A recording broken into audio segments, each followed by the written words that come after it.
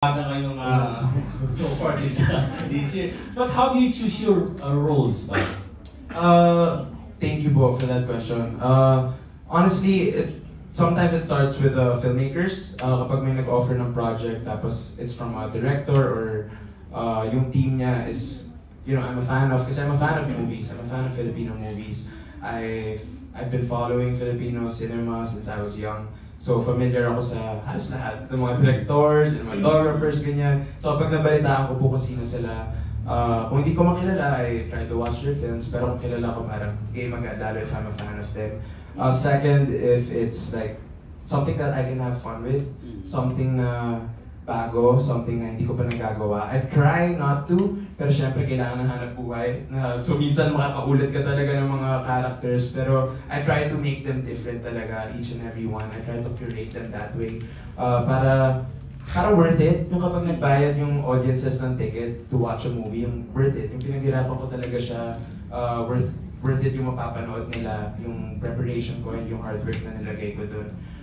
And also, if it's a story that means something to me, either personally or socially or my beliefs, if it aligns with that, it will be something na I want to be a part of. Like, may ginawa ko film recently. I'm just a fan of this director, si John Torres. He's an experimental filmmaker. I've been following his work since I was high school. Tapos, ngayon, gumagawa na siya ng narrative as a gift to his mom. Tapos, may casting na siya. Actually, na-shoot niya na. Pero when I met him, I was like, you have to put me in it. You know, I just want to work with you.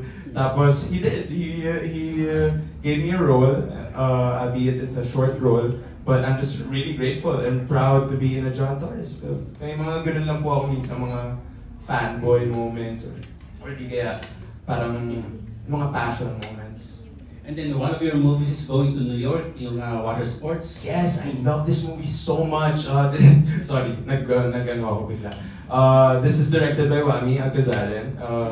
He went crazy with this one. I'm so proud to be part of it. At that time, I was doing Incognito and Uninvited. So ang hirap niya isingit sa schedule. Like literally, lumilipad ako every day to Palawan and then I go back that night to Manila to shoot this.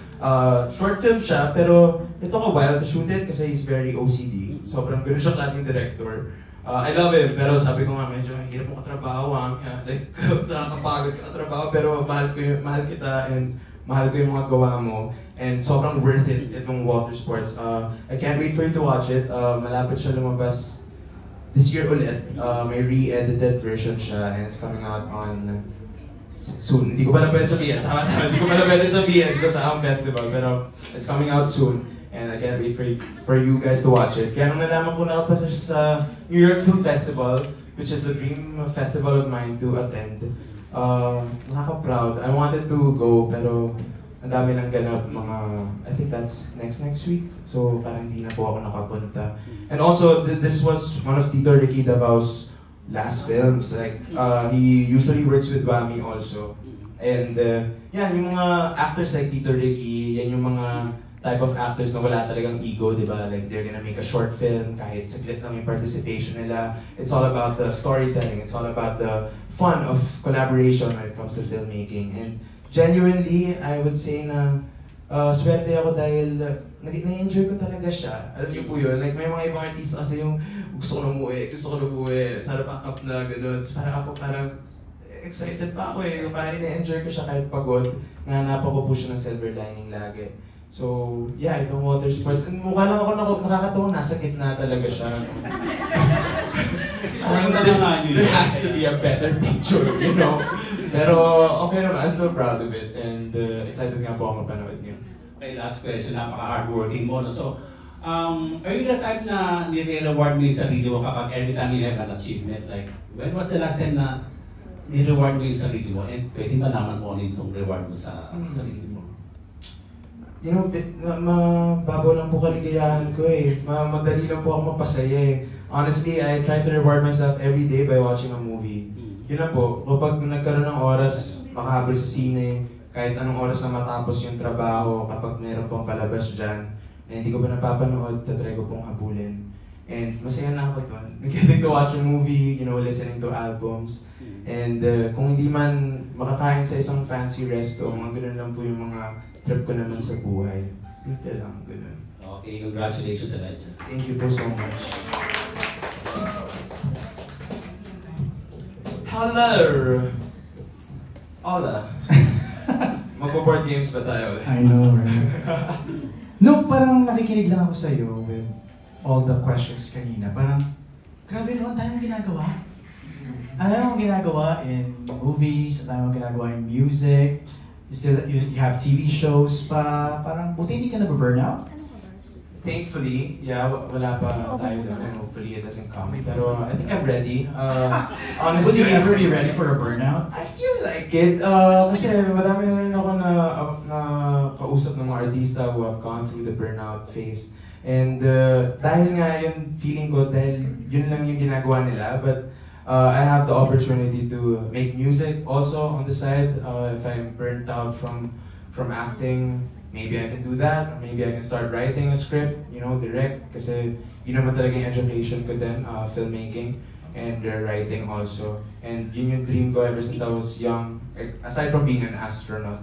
Pero yung dream ko talaga ay maging director also. So kung dumating man yung panahon na yun, I'm sure makakahanap tayong paraan. And good problem yung pagiging busy talaga. And it distracts, not really distracts, but it keeps me busy. And also, I'm still grieving from the loss of my brother. Kaya being busy is a great way to cope with that. And yung burnout, parang swerte ako, wala pa talaga eh. And I don't see it happening anytime soon. I just really love what I do. Like, yung mga puyatan, para ito nga, like, ganyan ako buong araw nakahubad. Tapos pininturahan ng pula. Pero enjoy ako. I don't know why. Hindi ko alam anong tama ko rin eh. Hindi ko alam. Iba din ang amats mo eh, no? Yeah, iba din. I don't mean to put you in the spot, but okay, I'm counting and I'm looking at 8 films. Which one is the one to watch out for? Ooh! I know you love all of them. Yung hindi pa na-announce. Joke lang. May na-announce kami soon, pero hindi pa namin siya pwede isama dito. It's very exciting. I think they're announcing it sa Toronto. Tama ba? Sa Toronto Film Festival. So, that's exciting. Sana magkita-kita tayo ulit kapag nangyari yun. But for now, what is... Siyempre, this one, like, comeback ni Richard Gomez to. Okay. And it's a very exciting role for him. It's something that he's never done before. And also, I'm playing his son. I'm playing his son in this movie. Hindi ko alam. Adonis yan si Richard Gomez. Hindi ko alam ba't ako niisip nila. But yeah, we've been having fun doing this. He's the nicest and the coolest. And it's not like anything din na pinapalabas nowadays. We're trying to do a Filipino Western. Okay. Parang yung mga Western type na films sa Philippine cinema, mga FPJ days pa yan, Lito Lapid, mga gano'n. So ngayon... So parang ganyan ang feel yan? Yeah, pero promise hindi kami cowboy. Ano kami dito? Pulis nga po kami. Mukha naman kayong mga pulis dyan. Pulis kami and maganda yung dynamics ng characters namin kasi one cop is jaded na from the system and then the other is very optimistic. Idealistic. Yeah, very optimistic. So kahit nga si Congo, sinasabi niya na parang si Juliana yung ka-eksena ko eh. Ganyan din sinasabi sa akin ni Juliana eh. May mga gano'n na po siyang hirit sa akin. But that's exciting. But also this, I saw this a while ago for the first time. The Unfinished Cut, Edjob. It's a story of Edgar Hobson, a martial law activist that sadly passed away during the fight. And I saw it for the first time because we're about to finish. We're finishing our last leg. Grabe, tagal nang inaabot ng Edjob ha? Actually, nung napapanood ko siya kanina, niyak ako. I was watching it at ABS with CLK and CBV. And niyak ako kasi ang layo na nung narating ng pelikula. And malayo pa ang lalakbayan niya. Right. And we have a couple more days. We wrap by October. And ang husay-husay ni Ate Jody dito, Kaki Pangilinan's in it. We have a stacked cast. Like, ngayon ko lang nalaman na Cedric Juan is in it, my brother's girlfriend is in it. Like, nakakatawa yung realizations kanina while watching it. But super emotional because I've been working on this for 2 years now. And this is the longest film I've worked on. And I'm sure that it will be worth it. It's a story that's important to tell. And Edjob deserves this. He deserves he deserves his story to be told in this way. Any of these movies making it to the Metro Manila Film Festival? I don't know if I can say. I don't know. Wala na lang, para safe, wala ko. Yung Wala tingin ko. mo na may pause, yun eh. Nakita na, Oo. i-replay na mamaya. I know. Wala pa, pero meron din, hindi pa pala announce.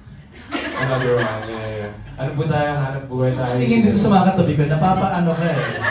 Napapa-pause ka bigla eh. Oh, if you don't mind, kanina you mentioned that you have an alter ego in music. Yes. What was it? It was supposed to be Luis.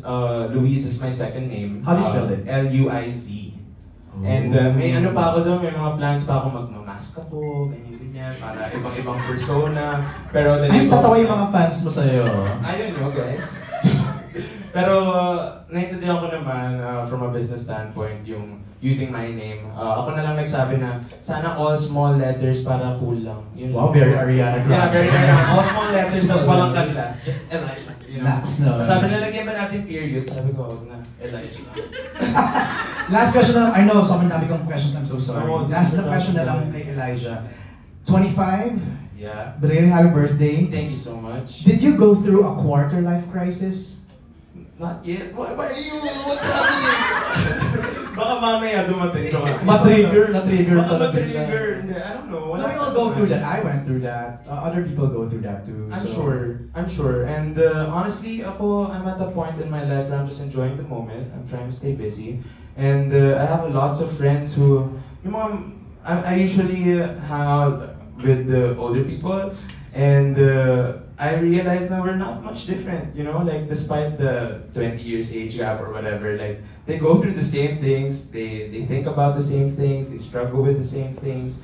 And so yun nga yung tanong ko, sabi ko, does it ever end? Sabi na, apparently not. So I guess we just have to deal with this, live through it and just keep going day by day. Thanks, Elijah. Thank you so much. Congratulations.